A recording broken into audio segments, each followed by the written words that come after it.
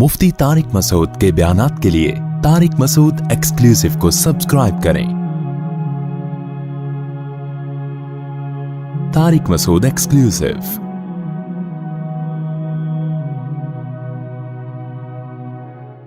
बाज़ लोगों की कॉल्स आती हैं कि रोज़ा बहुत सख्त लग रहा है क्योंकि बहुत शदीद गर्मी है, ज़रा सा भी आप धूप में चलें, थोड़ा सा भी कोई काम करें तो सख्त प्यास लगना शुरू हो जाती है। बाज़ लोग कहते हैं सुबह 9 बजे से प्यास लगना शुरू होती है तो सारा दिन कैसे गुजरेगा। देखो मेरे भाई, कम हिम्मती ये बुरी चीज़ है, कुछ भी नहीं होगा, कोई नहीं मरेगा इंशाअल्लाह इतने आराम से। कुछ थोड़ा सा बर्दाश्त करना सीखें। ये कोई मर्दानगी नहीं है कि आपको प्यास लगना शुरू हुई तो अब परेशान हो रहे हैं कि मैं किस तरह तोड़ दूं, कोई बहाना कर लूं, कोई क्या कर लूं। कम हिम्मत आदमी दुनिया में किसी भी काम का नहीं होता, ना कम हिम्मत मर्द और ना कम हिम्मत औरत। बाज़ ख़वातीन परेशान होती, बहुत सख्त रोज़ा लग रहा है, बड़ी मुश्किल, कल नहीं रखेंगे, आज क्या करें, सारा दिन कैसे गुजारें।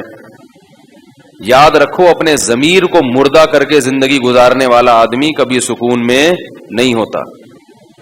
गैरत पर अगर सौदा कर लो ना, समझौता कर लो, वक्ती मजा बहुत है, मगर अल्लाह जिंदगी का हकीकी सुकून छीन लेते हैं।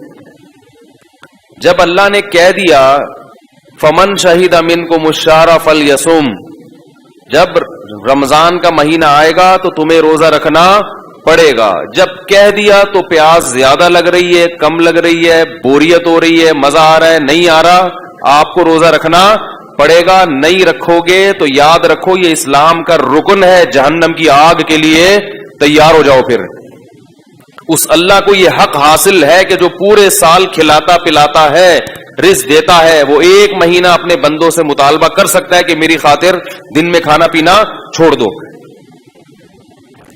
रोजे तो असल नाम ही मशक्कत और मेहनत का है। लोग कहते हैं सर्दी में रख लेंगे, भाई अल्लाह ताला ने गर्मियों में क्यों रख दिए फिर रोजे। ये इस्लामी जो साल है ना, इनमें एक बड़ी हिकमत क्या है कि ये सर्दी से गर्मी और गर्मी से सर्दी की तरफ ये महीने खिसकते रहते हैं, ताकि एक शख्स की जिंदगी में ना तो हमेशा गर्मियों के रोजे आए और ना हमेशा सर्दियों के।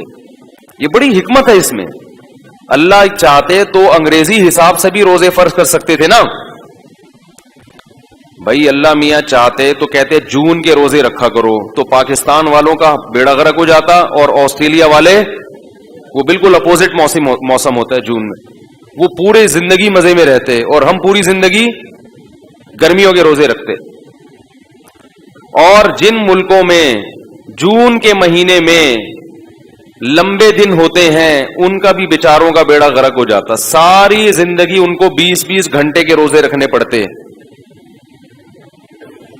आप डायरी लेके बैठा करें क्लिप बनाने पर, जब भी कोई एक टॉपिक होता है ना, वो टॉपिक बाज बड़े अहम होते हैं, वो जहन से निकल जाता है, क्या बोला था क्या नहीं था। तो ये बाज मौजूआत बड़े अहम होते हैं, उस पर वो बनता ही नहीं। और लोगों ने मेरे बयानात से उल्टे सीधे ऊट पटांग चीजों पे क्लिप बना बना के डाले हुए होते हैं। तो ये हिकमत क्या है, अब नॉर्वे में 19-20 घंटे का रोजा चल रहा है, लेकिन इतने टफ होते।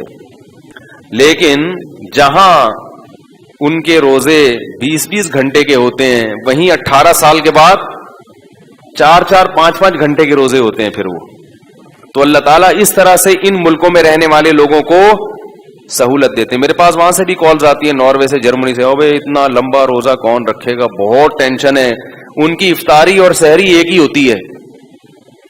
भाई इधर इफ्तारी खाई, मगरिब पड़ी, फौरन थोड़ी देर में ईशा का वक्त शुरू, और जल्दी जल्दी खा रहे हैं, और तरावी पड़ी और बस वही सहरी हो गई। फिर इतना लंबा रोजा आसान थोड़ी है 20-20, 19-19 घंटे के रोजे रखना, लेकिन रखते हैं। और आज से नहीं रख रहे, मुसलमान सदियों से इन मुल्कों में रोजे रखते आ रहे हैं। लेकिन अल्लाह इनको सहूलत क्या दे देते हैं कि इस्लामी महीने खिसकते हैं, ठीक है ना, खिसक खिसक के आहिस्ता आहिस्ता कहां चले जाते हैं। अब ये गर्मियों का रोजा है, تو اللہ کے بندو یہ ہمیشہ نہیں رہے گا. ایک تو روزے ہمیشہ نہیں ہوتے. اللہ نے جہاں یہ کہہ دیا نا کہ تم پر روزے فرض ہیں, وہاں تسلی دے دی ایام معدودات, ساری زندگی کی ٹینشن نہیں ہے, چند گنے چنے دن ہیں, 29 یا 30 بس. اس کے بعد پھر عید کے دن چھٹی, 11 مہینے پھر کھاؤ تسلی سے. تو اللہ خود تسلی دے رہا ہے کہ یہ مصیبت تمہارے اوپر ہمیشہ کے لیے نہیں ڈال دی میں نے, جس کو تم عذاب سمجھ رہے ہو.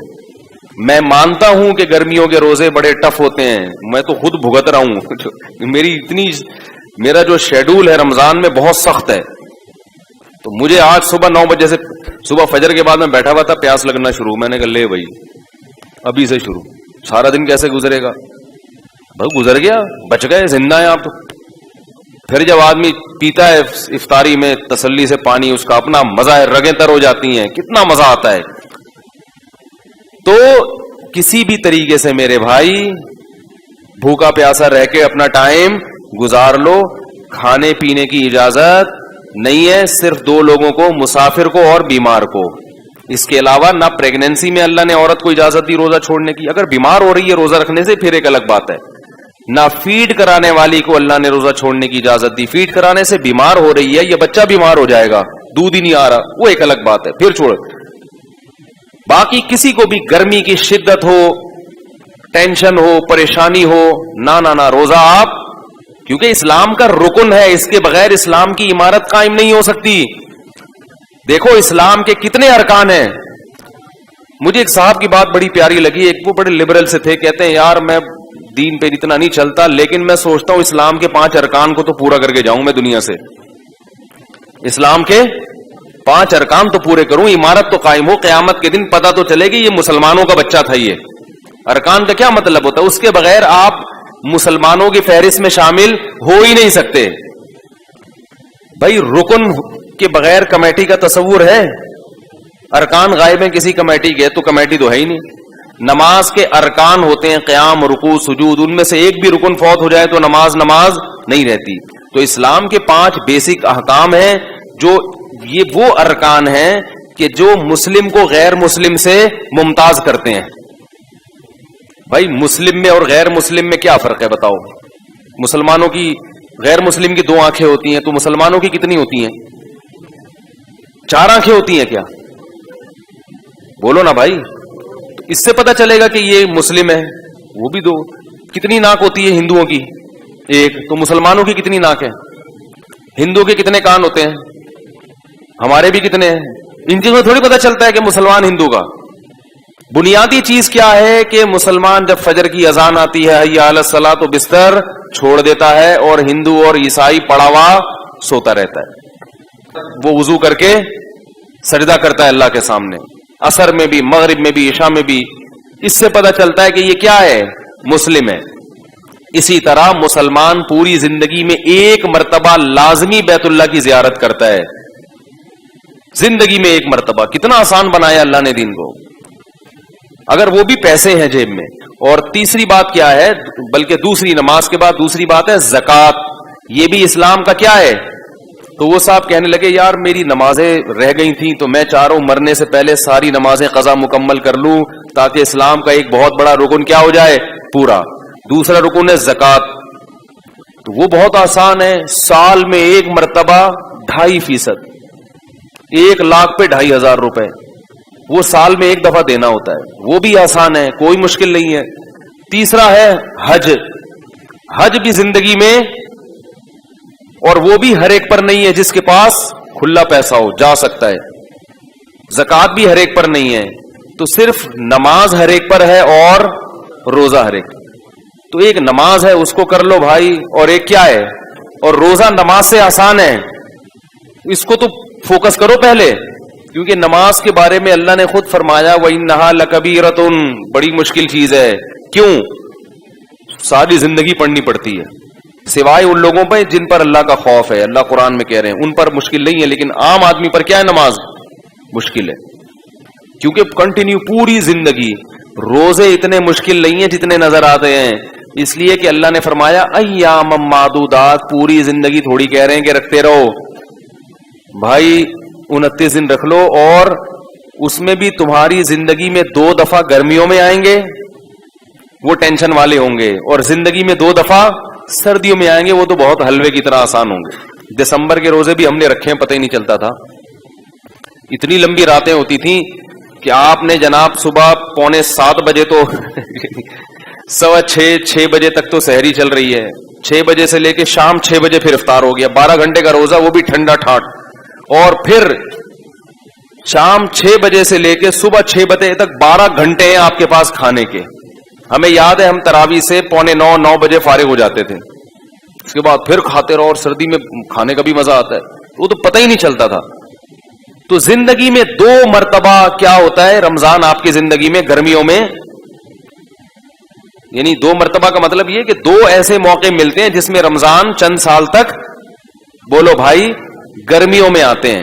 اور ابھی کتنے آدھے تو ہو گئے نا ابھی وہ ہماری زندگی میں جو آنا تھا, اب صرف 6 سال مزید گرمیوں میں آئے گا. 6 سال برداشت کر لو, اس کے بعد پھر ٹھنڈ میں آنا مارچ میں, 6 سال کے بعد مارچ میں آنا شروع ہو جائے, وہ بالکل معتدل ہوں گے. اور 9 سال کے بعد خاندانی سردی, پھر پتہ ہی نہیں چلے گا روزے کا. کتنا آسان اللہ نے رکھ دیا, ہمیشہ کے لیے جون جولائی کے نہیں رکھے. 36 سال کے بعد روزہ ریپیٹ ہو جاتا ہے, سمجھ رہے ہو, 36 سال کے بعد اسی موسم میں آتا ہے جس میں 36 سال پہلے آیا تھا. تو انسان کی زندگی میں 36 سال 2 دفعہ ہی آتے ہیں, وہ بھی بشرطے کہ ہم میں سے ہر شخص کے مقدر میں زندگی ہو, ورنہ کوئی پتہ نہیں آخری رمضان ہو کون بچے گا کون مرے گا. تو اس لیے ہمت کم ہمتی. مجھے بہت غصہ آتا ہے جب ہٹے کٹے لوگ کہہ رہے ہوتے ہیں یار برداشت نہیں ہو رہا میرے سے, برداشت نہیں, تھپڑ مارو جا کے کم وقت کو, کم ہمت ہو گئے ہیں بالکل ہی, کچھ نفس کے خلاف اور کچھ اپنی خواہشات کے خلاف کرنے کی قوت ہی ختم ہو گئی ہے. کیا کرو گے دنیا میں, سروائیو کیسے کرو گے؟ انسان کو دنیا میں کچھ بھی کرنے کے لیے نا اپنی خواہشات کو قربان کرنا پڑتا ہے. ساری خواہشات کسی کی بھی پوری نہیں ہوتی. اس لیے ہمت کر کے روزے رکھیں, دل لگے نہ لگے. میں بار بار کہتا ہوں کچھ بھی نہیں ہوتا, پڑ جاؤ آرام سے, کروٹیں لیتے رہو, ٹھنڈے پانی سے نہاتے رہو, بیٹھے رہو, مری چلے جاؤ. اگر اللہ نے پیسہ دیا ہے, کہاں جا کے, بہت سے لوگ پنجاب کے پیسے والے ہیں لیکن رمضان کے روزے نہیں چھوڑتے, تو وہ کہاں چلے جاتے ہیں, مری چلے جاتے. ٹھیک ہے اللہ نے اگر پیسہ دیا, لیکن روزہ چھوڑنے کی میرے بھائی اجازت, نہ چھوڑنے کی نہ توڑنے کی, سستی نہیں کرنی ہے اس میں.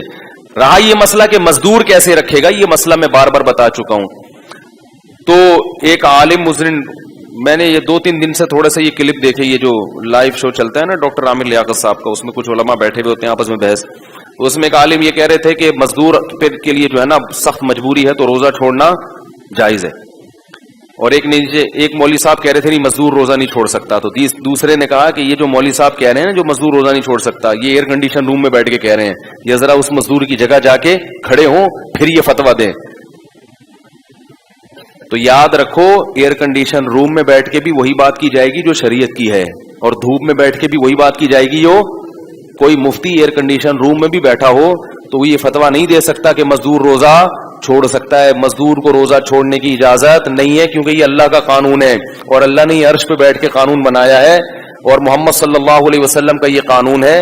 مفتی چاہے اے سی میں بیٹھے, گدے پہ بیٹھے, ٹھیک ہے, وہ اپنی طرف سے مزدور کو رعایت, کیونکہ روزہ مزدور مفتی صاحب کے لیے نہیں رکھ رہا, کس کے لیے رکھ رہا ہے؟ تو لوگوں کے اوٹ پٹانگ کمنٹس ہوتے ہیں. تو ایک مولوی صاحب یہ کہنے لگے کہ بھائی جب نبی صلی اللہ علیہ وسلم نے سفر میں صحابہ کو ایک موقع پہ روزہ توڑنے کا حکم دیا, جہاد کا سفر تھا, بے ہوش ہو رہے تھے صحابہ, تو آپ نے سب کو حکم دے دیا روزہ توڑ دو, خود بھی آپ نے پیالہ پیا, اور پھر بھی جنہوں نے روزہ رکھا تو آپ نے فرمایا کہ آج کے دن جنہوں نے روزہ توڑا وہ زیادہ اجر ملا, اور جنہوں نے رکھا ان کو اجر کم ملا. تو جب اس موقع پہ نبی نے اجازت دے دی تو اس کا مطلب ہے کہ اتنی ٹینشن اسلام میں بولو بھائی نہیں ہے. تو یہ وہ لوگ ہوتے ہیں جو قرآن و حدیث کی روح کو نہیں سمجھتے. اپنی طرف سے ایسے قیاس کرنا, قیاس کے بھی کچھ شرائط ہیں, اس اصول ہیں جو مدارس میں پڑھائے جاتے ہیں. نبی صلی اللہ علیہ وسلم نے روزہ توڑا ہے سفر میں, سفر میں تو روزہ ویسے بھی واجب بولو بھائی نہیں ہے, اور دوسرا سفر بھی جہاد کا تھا.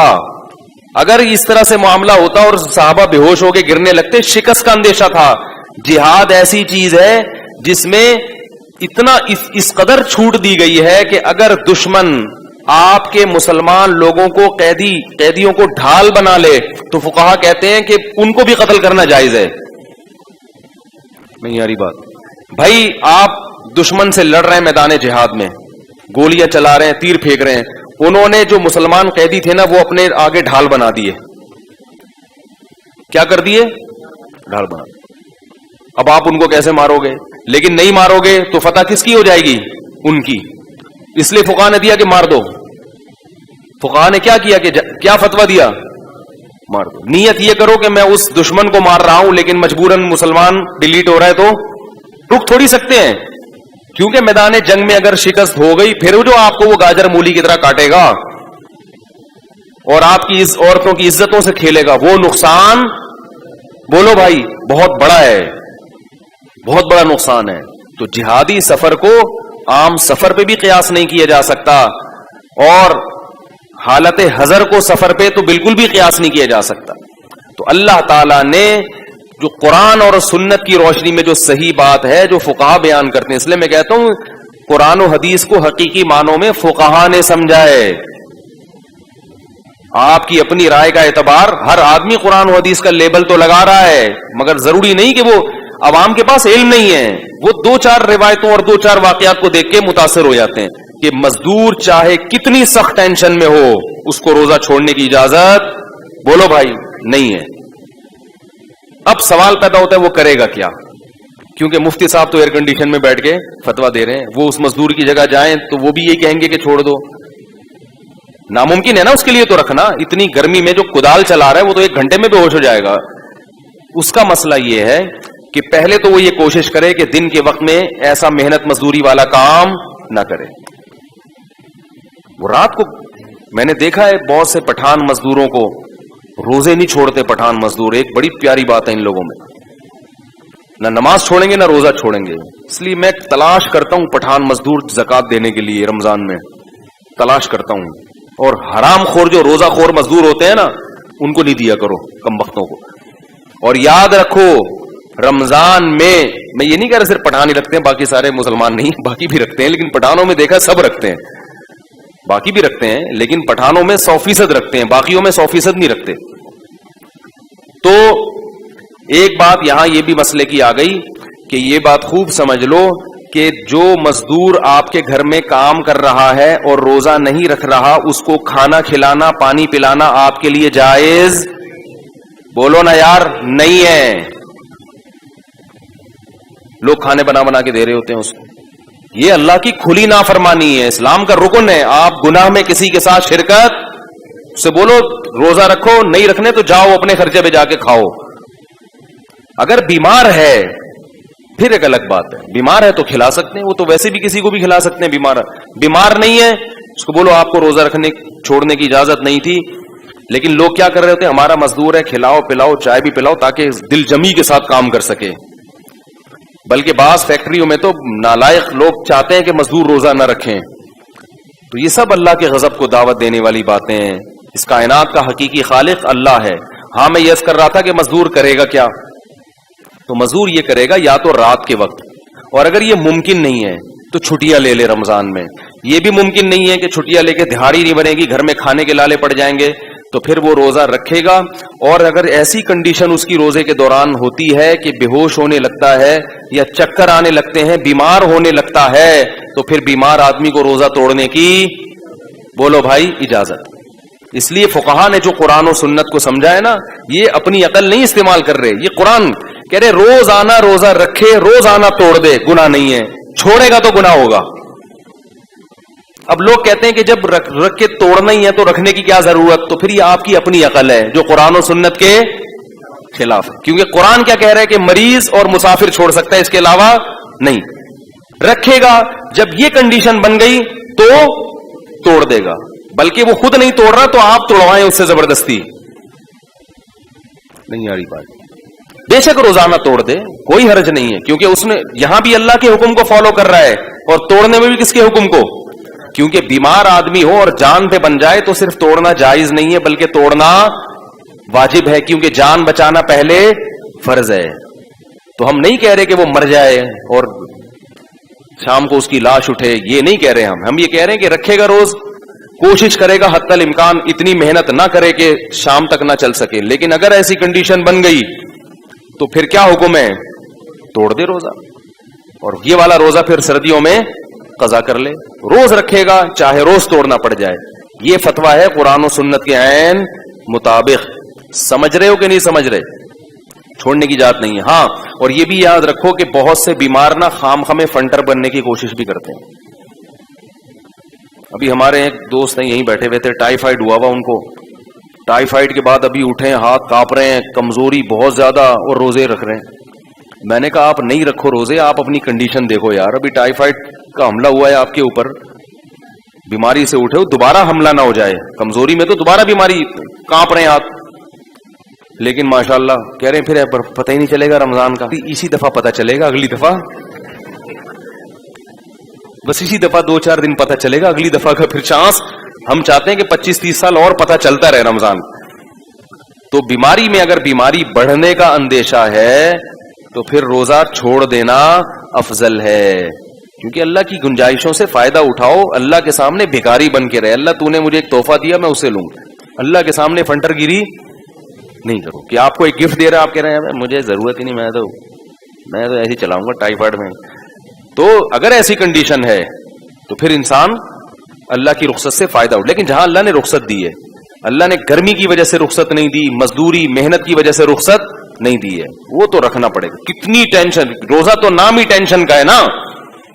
روزہ نام اس کا ہے کہ تڑپو پیاس میں, بھوک میں تڑپو, ٹینشن ہو, اسی میں ثواب ہے. صحابہ کرام اتنے مزے سے خوشی سے روزے رکھتے تھے. ہم تو صرف رمضان کے نا وہ نفلی روزے گرمیوں میں رکھتے تھے. حضرت جابر رضی اللہ تعالیٰ عنہ غالباً جب ان کی موت کا وقت آیا رو رہے تھے. لوگوں نے پوچھا کہ ہم موت کے ڈر سے رو رہے ہیں. فرمایا نہیں, گرمیوں میں جو اللہ کے لیے روزے رکھتا تھا اور پیاس کی شدت سے جو زبان خشک ہوتی تھی, اس میں جو مزہ آتا تھا, وہ مزے اب ختم ہو رہے ہیں. کیونکہ جس کو عشق ہوتا ہے نا اللہ سے, اس کو تو اب محبوب کی یاد میں تڑپنے میں مزہ آتا ہے. متنبی نے کیا پیاری بات کی ہے, عدل العوادل حول قلب الطائہ. مجھے یاد دلانا ہے, روزے کے کفارہ بھی بیان کروں گا. یہ جو توڑ دیتے ہیں نا, ان کو سزا کیا ہے دنیا میں اس کی. عدل العوادل حول قلب الطائہ وهو الاحبۃ منہ فی سودائہ. شاعر کہتا ہے کہ ملامت کرنے والوں کی ملامت میرے دل کے ارد گرد گھومتی ہے, اور محبوب کی محبت میرے دل کے سیاہ نقطے میں ہے. تو جو مجھے محبوب کے بارے میں ملامت کرتا ہے, اس ملامت کا میرے دل پہ اثر ہی نہیں ہوتا, کیونکہ وہ دل کے اندر ملامت گھستی نہیں ہے. محبت دل کے اندر ہے اور ملامت دل کے باہر باہر گھومتی رہتی ہے. یا تو محبت دل کے باہر ہوتی تو ملامت جا کے اس کو ٹکر مار کے باہر نکال دیتی, گھس ہی نہیں رہی. اب سوال یہ پیدا ہوتا ہے, اگلے شعر میں جواب دیتا ہے کہ سوال یہ پیدا ہوتا ہے کہ ملامت دل کے باہر کیوں گھومتی ہے, دل کے اندر کیوں نہیں گھستی؟ بھائی جیسے محبوب کی محبت دل کے اندر گھس گئی, تو یہ جو لوگ ملامت کر رہے ہیں مجھے محبوب کے بارے میں, یہ ملامت بھی دل میں گھس کے اس کو نکال دے. شاعروں کے کلام میں بڑی بلاغت ہوتی ہے. تو وہ جواب دیتا ہے, یشک الملام الی اللوائم حرہ ویصد حین یلمن عن برحائہ. کہتے ہیں وہ ملامت اصل میں گھسنے کی کوشش کرتی ہے, لیکن محبوب کی محبت سے دل گرم اتنا ہوتا ہے کہ اس کی گرمی کی وجہ سے وہ جلنے لگتی ہے, اور واپس جا کے جس نے ملامت کی ہے نا اس کو شکایت کرتی ہے کہ کدھر بھیج دیا تم نے جا کے مجھے. نہیں آ رہی بات سمجھ, جا کے کس کو شکایت کرتی ہے؟ جس نے ملامت, جو ملامت کرنے والے ہیں نا, وہ تو کہہ رہے ہیں ملامت کرنے والیاں, لیکن میں والے بنا رہا ہوں اس کو فی الحال, کیونکہ آپ پھر ادھر ادھر دماغ آپ کا جائے گا. وہ تو کہہ رہے ہیں ملامت کرنے والیاں, کیونکہ عورتوں کی ملامت کا اثر زیادہ ہوتا ہے انسان کے اوپر. کہتے ہیں جو ملامت کرنے والیاں ہیں نا, ان کو جا کے بتاتی ہے ملامت کہ بھائی بھیجا تم نے غلط جگہ پر ہے, اس کا دل بہت زیادہ گرم ہے. تو اللہ کی محبت کا عشق اگر دل میں پیدا ہو جائے, محبت پیدا ہو جائے, تو انسان پھر لوگوں کی ملامت اور اپنے نفس کی ملامت, ان چیزوں سے لوگ تو کہیں گے کیا سوکھے جا رہے ہو روزے رکھ کے, کیا ہو گیا. جو لبرل لوگ ہیں نا, ان کو یہ مسلمانوں کی یہ بہت بڑی حماقت لگتی ہے, بھوکا پیاسا رہنا. یہ جو ہے سارا دن بھوکے پیاسے رہتے ہیں, یہ جو لبرل لوگ ہیں نا, یہ ہنستے ہیں مسلمانوں پہ. یہ بے وقوف لوگ ہیں, سارا دن بھوکے پڑے ہوئے ہیں, کوئی کام ہی نہیں ہو رہا. انگریز کہاں جا رہا ہے, ترقی کر کے چاند پہ پہنچ گیا, اور یہ صبح 4 بجے کھا رہے ہیں, سارا دن بھوکے, نہ دفتروں میں صحیح طرح سے کام ہوتا ہے. حقیقت ہے روزے میں کام نہیں ہوتا, یعنی عام طور پر بیٹھے ہوئے ہیں سوکھے سوکھے, نہ گٹکا منہ میں نہیں ہوتا. کوئی آئے نا مسئلہ پوچھنے کے لیے, وہ آدمی کو غصہ آنا شروع ہو جاتا ہے. ہر چیز میں پکوڑے نظر آ رہے ہوتے ہیں اس کو, ہر چیز میں جناب اس کو شربت نظر آ رہا ہوتا ہے. اور کیسے, میں تو آج کل ٹف روزے چل رہے ہیں, گھر والوں کو بولا ہوا ہے کہ پہلے 5 منٹ پہلے پورا دسترخوان سج جانا چاہیے, ہر چیز ہو, انتظار کی. ادھر اذان ہوئی اور پتہ چلا پانی فریج سے نکال کے لایا جا رہا ہے, یہ برداشت نہیں ہے بھائی. سب رکھا ہوا ہو, سب رکھا ہوا. ایسی ٹینشن چل رہی ہے آج کل, کیونکہ کام بولنا بہت پڑ رہا ہے نا مجھے, رمضان دن کے وقت بھی میرے وہ ہوتے ہیں ریکارڈنگ وغیرہ. تو میں یہ عرض کر رہا تھا کہ بھائی اللہ کی محبت ہے تو برداشت کرنا پڑے گا. تو یہ جو لبرل لوگ ہیں نا, جو اسلام کا مذاق اڑاتے ہیں مسلمانوں کا, یہ بیوقوف, یہ بالکل ایسے ہی ہے کہ نوح علیہ السلام جب کشتی بنا رہے تھے نا, تو قوم مذاق اڑا رہی تھی. نوح علیہ السلام نے کہا ابھی تم اڑا لو, کل ہم تمہارا مذاق اڑائیں گے. جس خدا نے پیدا کیا, جس رب نے بنایا, اس کا حکم ہے کہ چھوڑ دو کھانا پینا, اس کا حکم ہے, اور اجازت دی غروب آفتاب کے بعد کھاؤ. تو ہم اس کے حکم میں کر رہے ہیں. کوئی اور ہمیں کہتا تو ہم اتنے بیوقوف, کسی کے کہنے پہ تو ہم چائے اور گٹکے نہیں چھوڑتے. کھانا کہاں سے چھوڑ دیں گے؟ آپ کا باس آپ کو کہے کہ دوپہر کا لنچ چھوڑ دو گے؟ بولے گے جاب چھوڑ دوں گا میں, لنچ. اگر کوئی آپ کا باس گھر میں آ کے کہے آپ سے کہ میں تجھے جاب سے نکال دوں گا, صبح کا ناشتہ چھوڑ دے, وہ بولے بھائی میں اپنی کمپنی کھول لوں گا, صبح کا ناشتہ نہیں چھوڑوں گا میں. یہ تو اللہ نے کہا ہے تو وہی ہم کرتے ہیں, ورنہ ہم کسی کو اتنی لفٹ نہیں کراتے. تو اللہ کے لیے ہے, اور ہمیں اللہ سے اس پر امیدیں ہیں. اسی بھوک پیاس میں وہ اجر دے رہا ہے. للصائم فرحتان, روزے دار کے لیے وقت اور ایک قیامت. کیسا مزہ آتا ہے خدا کی قسم, پانی پی پی کے. کھجورے کھاؤ, پانی پیو. افطار میں اوٹ پٹانگ چیزیں نہیں کھایا کرو, کھجوروں کو زیادہ فوکس کیا کرو, صحیح ہے نا. اس سے طاقت بھی آتی ہے, وزن نہیں بڑھتا, توانائی فل ملتی ہے, اور کھجور سے خون اچھا بنتا ہے. جب کمزور ہو گئے نا خون تو بنے گا. اب وہ چاہے الٹی سیدھی چیزیں کھا کے سڑا ہوا خون پیدا کر لو, خون کی کمی ہو جاتی ہے نا, اور چاہے تو نفیس چیزیں کھا کے. اچھا, یہ آپ کے پاس رمضان میں آپ کو یہ آپشن ملتا ہے. میں اس لیے بار بار کہتا ہوں کہ رمضان میں اپنی خوراک کا شیڈول ہمیشہ کے لیے چینج کر دو, عادت بنا لو. اچھی اچھی چیزیں کھائیں گے, گندی چیزیں کہیں, یہ تیل ویل چکنے چپڑے, پکوڑا بھی کچھ تھوڑا سا تیل میں ہو اور اچھے والے تیل میں. یہ جو بازار کے پکوڑے ہیں نا, یہ اس تیل کو تلچھٹ بنا کے جلا کے 50 لوگوں کو کے پکوڑے اس میں تلے ہوتے ہیں, وہ ڈیزل بن چکا ہوتا ہے وہ, یہ جو بازار میں پکوڑے ہو رہے ہیں. تو اگر کوئی اچھا ہے جاننے والا تو پھر تو ٹھیک ہے. تو یہ جو ایسی چیزیں ہیں نا, ان سے کیا کر لو, تو آپ دیکھو 1 مہینے کے بعد آپ کے ایسا خون نتھر جائے گا, آپ کی آنکھوں میں بینائی تیز ہو جائے گی, آپ کے دماغ فریش ہو جائے گا. تو یہ رمضان میں اللہ نے ہمیں بہت اچھا موقع دیا ہے اپنی خوراک کے شیڈول کو چینج کرنے کا. اچھی خاندانی چیزیں کھانا شروع کر دو, زیتون, انجیر, شہد, اور کیا ہے یہ جو ہے آپ کا, اور کھجور, دلیا, جو, یہ چیزیں کھانا شروع کر دو. سمجھ رہے ہو, اپنے خرچے پہ. اچھا, تو جلدی سے میں اس طرف آ جاؤں. تو رمضان کا روزہ اگر کسی نے جان بوجھ کر توڑ دیا اور یہ کہتے ہوئے کہ مجھ سے پیاس برداشت نہیں, بیماری نہیں ہے, نہ مرنے کا اندیشہ ہے, وہ تو الگ بات ہے. ویسے یار میں اس سے کوئی کام ہی نہیں ہو رہا, میرے سے برداشت نہیں ہو رہا, بار بار کولر کی طرف دل چاہ رہا ہے, اور ایک قطرہ بھی حلق میں اتار لیا, تو روزہ بھی ٹوٹ گیا. اور سزا کیا ہے؟ 60 روزے لگاتار. نہیں آ رہی میرا خیال ہے بات سمجھ. روزہ توڑنے کا کفارہ کیا ہے؟ رمضان کا روزہ 60 روزے جان کر اگر توڑا ہو کسی نے, 60 روزے, یہ والا روزہ بھی قضا کرنا پڑے گا. اور وہ جو 60 روزے رکھنے ہیں, ان میں اگر 59 روزوں کے بعد آپ کی طبیعت خراب ہو گئی اور 60واں نہیں رکھ سکے, تو پھر پہلے دن سے دوبارہ, یعنی اس میں بیماری کی بھی کبھی عذر قابل قبول نہیں ہے, کیونکہ یہ کس کا روزہ ہے؟ رمضان کا. یہ مذاق نہیں ہے, یہ اللہ کا بہت بڑا حکم ہے. اسی طرح یاد رکھو ایک اور مسئلہ ہے, مسافر کے لیے روزہ چھوڑنا جائز ہے لیکن افضل نہیں ہے. افضل اس صورت میں ہے جب مسافر کو روزہ رکھنا مشکل ہو. یہ جو حدیث میں آتا ہے لیس من البر الصیام فی السفر, سفر میں روزہ نیکی نہیں ہے, یہ اس صورت میں ہے جب سفر میں روزہ رکھنا آپ کو بہت زیادہ مشکل لگ رہا ہے. اگر سفر میں روزہ رکھنا مشکل نہیں ہے, جیسے کہ آج کل اکثر مشکل نہیں ہوتا, جہازوں کا, ٹرین کا, بسوں کا سفر ہے, بڑے آرام سے رکھ سکتے ہیں, تو ایسی صورت میں روزہ رکھنا افضل ہے, کیونکہ رمضان کی فضیلت حاصل ہوگی. سمجھتے ہیں کہ نہیں سمجھتے؟ اس میں سستی کاہلی کر کے روزہ نہیں چھوڑنا چاہیے, جائز ہے بہرحال چھوڑنا نہیں چاہیے. ایک مسئلہ یہ ہو گیا. دوسرا مسئلہ اور اچھی طرح سمجھیں کہ یہ جو مسافر کے لیے روزہ چھوڑنا جائز ہے, یہ اس صورت میں ہے جب سحری کا وقت سفر کے دوران آ جائے. ہمارے ہاں یہ ہوتا ہے کہ دوپہر کسی کا لاہور جانے کا ارادہ ہے, وہ صبح روزہ چھوڑ دیتا ہے کہ میں تو سفر میں. ایسا نہیں ہے, سحری کا وقت مقام پہ آیا ہے تو ابھی آپ مسافر بنے نہیں ہیں, آپ دوسرے مسلمانوں کی طرح آپ پر بھی روزہ فرض ہے, کیونکہ ابھی آپ مسافر بنے نہیں ہیں.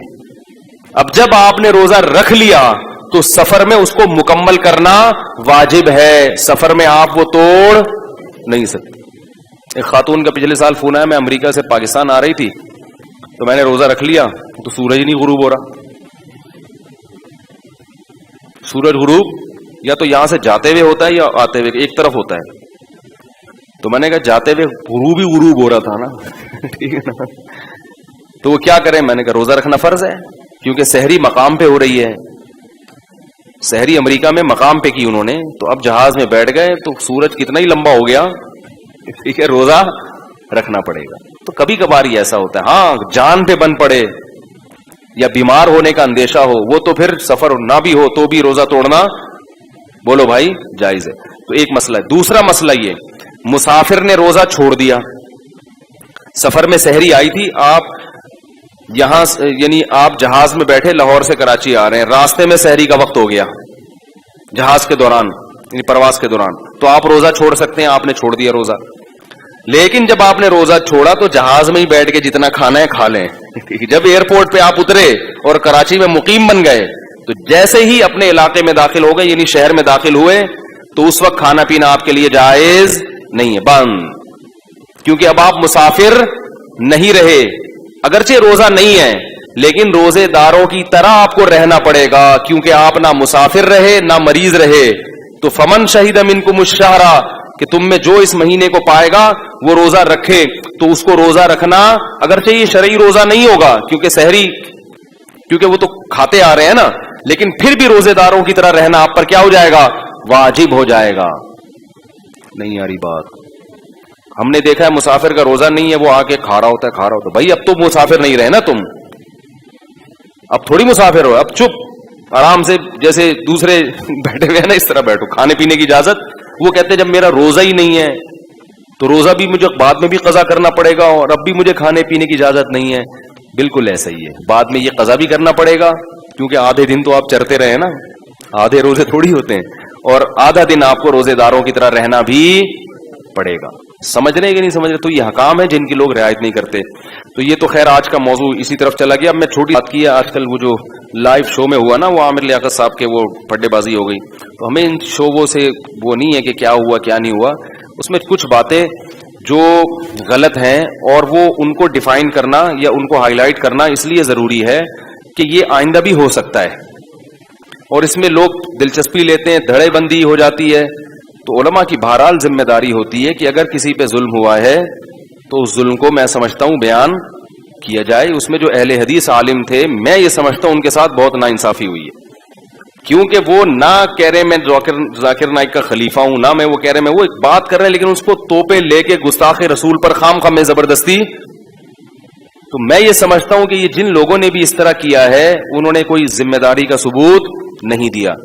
باقی ڈاکٹر ذاکر نائک صاحب نے جو یہ لفظ, ایک ایسا لفظ استعمال کیا کہ جو نبی کی جس سے توہین کا شائبہ ہوتا ہے, تو ہم نے سنا کہ بعد میں انہوں نے اس پہ معذرت بھی کی ہے, اور اس کا وہ باقی وہ مسئلہ کیا ہے تو میں نے آج جمعے کے بیان میں اس کو تفصیل سے بتایا ہے کہ اس طرح ذرا سی باتوں پہ الفاظ کی جو زبان لڑکھڑاتی ہے اور بندہ کہہ بھی رہا ہے کہ میری یہ نیت نہیں ہے, تو اس پہ فوراً توہین رسالت کے مقدمے مت چلایا کرو. میں نے اس کی کچھ مثال دی ہے کہ حدیث میں بھی ایسی مثالیں ملتی ہیں کہ انسان کی زبان وہ بولنا کچھ چاہتا ہے, نکلتا کچھ ہے منہ سے, تو اس کو نبی صلی اللہ علیہ وسلم نے بھی نہ اللہ کا گستاخ قرار دیا، نہ توہین رسالت کا مرتکب قرار دیا. تو ہمیں اگر نبی کی سیرت کو فالو کرنا ہے تو پھر پورے طریقے سے فالو کرنا پڑے گا. تو وہ بڑا ظلم ہوا ہے ان اہل حدیث عالم کے ساتھ.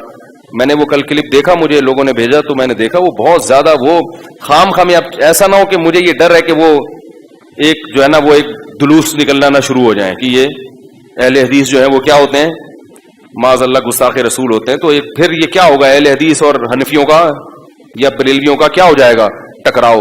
تو ہمارا ملک ابھی اس قسم کے ٹکراؤ کا متحمل بولو بھائی نہیں ہے. بھائی ملک میں بڑے پھڈے چل رہے ہیں.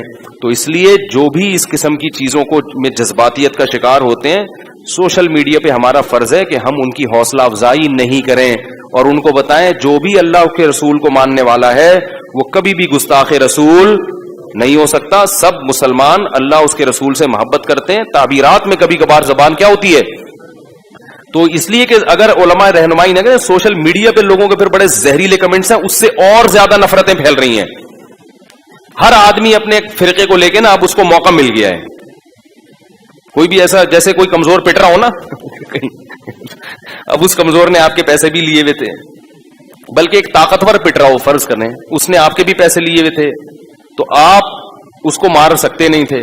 اب کیا ہوا ہے کہ وہ لوگ اس کو کوٹ رہے ہیں تو آپ بھی جا کے اس پہ چوری کا الزام لگا کے تھپڑ مار. مقصد چوری نہیں ہوتی، مقصد ہوتا ہے کہ اس نے جو ہے نا میرے پیسے دینے. ہم سرگودا میں تھے تو ایک چور پکڑا گیا تو ایک صاحب نے اس کو 2-3 لوگوں نے نا اس کو درخت سے باندھ دیا. چور بڑا طاقتور تھا. اب لوگوں نے اس کو چانٹے مانٹے مارنا شروع کیے. تو میں چھوٹا بچہ تھا تو میں نے دیکھا پورا محلہ آ کے اپنی چانٹوں کی ٹھڑک وہاں پوری کر رہا ہے. کیونکہ بہت سے لوگوں کو نا پیٹنے کا شوق ہوتا ہے لیکن ان میں اتنا دل ہوتا نہیں ہے کہ کسی پہ ہاتھ اٹھائیں. تو سب نے آگے بولا یہ بندہ ہوا ہے، ہاتھ بھی بندے ہوئے ہیں، چوری کی ہے پٹاخ. دوسرا آ رہا ہے وہ بھی پٹاخ لاتے ہیں گھوسے. تو صاف پتا چل رہا تھا کہ ان کو چوری سے، کیونکہ ان کی چوری تھوڑی کی ہے اس نے، ان کو نہ چوری سے نفرت ہے نہ کوئی چور سے نفرت ہے. بس یہ بھی چاہتے ہیں کہ انگلی کٹا کے ہمارا بھی نام کس میں، شہیدوں میں آ جائے. تو ابھی وہ بیچارے اہل حدیث عالم سے کوئی گڑبڑ ہوئی تو ہر آدمی جو ہے نا رسول اللہ صلی اللہ علیہ وسلم سے عشق کا دعویٰ کر کے ایک بوچھاڑ کر رہا ہے. اس سے خطرہ یہ ہے کہ مسلکی اختلاف کہیں بہت زیادہ بڑھ نہ جائے جس کے مسلمان ابھی تحمل نہیں کر سکتے.